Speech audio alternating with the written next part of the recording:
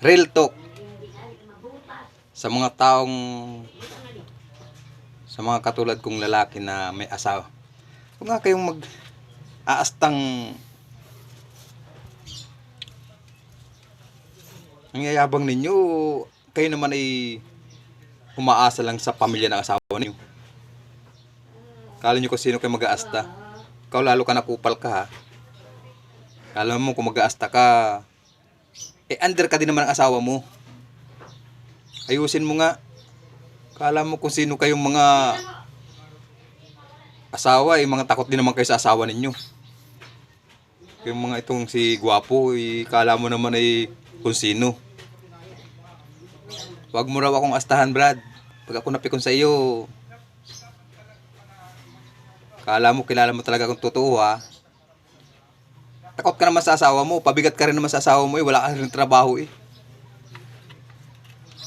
No, real talk tayo ano. Totoo lang. Oh. Umaasa ka rin sa pamilya ng asawa mo.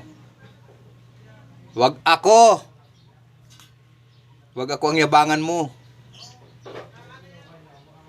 Kala mo. Wag mo akong inaasta-astahan pag tayo nagkakasalubong at nasabi ko sa iyo. Hindi mo pa ako masyado kilala, Brad. Isa lang masasabi ko sa iyo. Hindi ako pabigat sa asawa ko ha. At saka pati ako hindi takot sa asawa ko. Ikaw, pabigat na kayo. Takot ka pa sa asawa mo.